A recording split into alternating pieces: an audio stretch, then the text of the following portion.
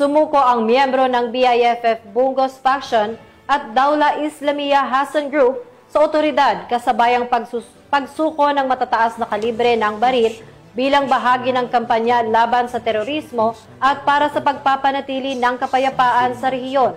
Patrolwoman Leonora Gawang, ibalita mo.